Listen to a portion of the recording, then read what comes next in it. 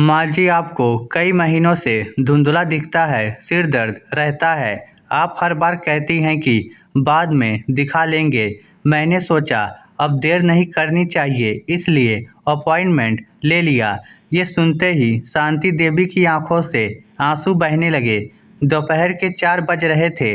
घर में अजीब सी खामोशी पसरी हुई थी, जैसे खामोशी अक्सर तब होती है जब किसी के मन में बहुत कुछ चल रहा हो लेकिन बोलने वाला कोई ना हो। बरामदे की कुर्सी पर बैठी शांति देवी बार बार अपनी उंगलियों से साड़ी का पल्लू मरोड़ रही थी। उम्र 70 के करीब थी। आंखों पर मोटा चश्मा और दिल में हमेशा रहने वाला एक डर, कहीं मैं अपने बच्चों और बहू के लिए बोझ तो नहीं बन गई हूँ। आज सुबह से उनकी बहू कविता कुछ ज़्यादा ही फ़ोन पर व्यस्त थी। कभी धीमी आवाज़ में बात करना, कभी बालकनी में जाकर कॉल लेना। शांति देवी को हर हरकत में कोई अनजाना सा राज छुपा हुआ लग रहा था।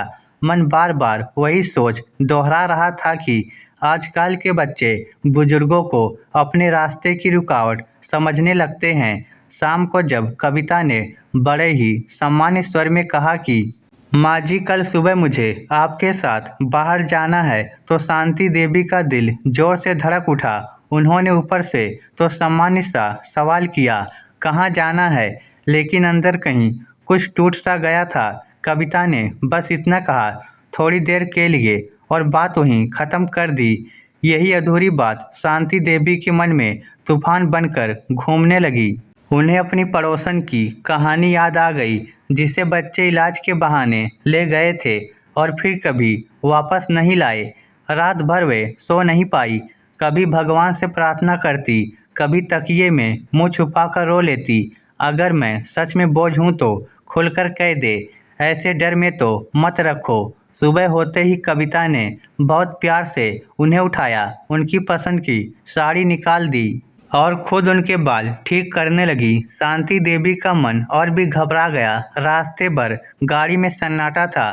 कविता गाड़ी चलाती रही और बीच बीच में शीशे से देखती रही कि माँ जी ठीक तो हैं, लेकिन शांति देवी के मन में हर मोड़ पर डर और गहरा होता जा रहा था। जब गाड़ी एक अस्पताल के सामने रुकी तो उनका दिल बैठ सा गया। कांपती आवाज़ में उन्होंने पूछा, यहाँ क्यों लाई हो मुझे? उस पल उनकी आंखों में सिर्फ डर था, शिकायत नहीं। कविता ने गाड़ी बंद की और बहुत शांत लेकिन भावुक आवाज़ में बोली, माँ जी, आपको कई महीनों से धुंधला दिखता है, सिर दर्द रहता है। आप हर बार कहती हैं कि बाद में दिखा लेंगे। मैंने सोचा अब देर नहीं करनी चाहिए, इसलिए अपॉइंटमेंट ले लिया। ये सुनते ही शांति देवी की आंखों से आंसू बहने लगे। डॉक्टर ने जांच के बाद बताया कि मोतियाबिंद शुरू हो गया है, लेकिन समय रहते इलाज हो जाएगा। कविता बिना एक पल सोचे बोली, जो भी जरूरी हो कराइए। उस पर शांति देवी को एहसास हुआ कि जिन्हें वह अपने मन में दुश्मन समझ रही थी, वह उनकी आंखों की रोशनी बचाने की कोशिश कर रही थी। इलाज के बाद घर लौटते समय शांति देवी का मन हल्का हो चुका था। उन्होंने धीरे से कविता का हाथ पकड़ लिया और रुधी आवाज़ में कहा, बेटा, मैंने तुम्हारे बारे में बहुत गलत सोचा। मुझे लगा तुम मुझे बोझ समझती हो, लेकिन तुम तो मेरी तकलीफ मुझसे ज़्यादा समझती निकली। कविता की आंखें भी भर आई। उसने बस इतना कहा, माँ जी, आप इस घर की जड़ हैं, जड़ ही ना हो तो पेड़ कैसे खड़ा रहेगा। ये बात शांति देवी के दिल में उतर गई। कुछ हफ्तों बाद इलाज हो गया।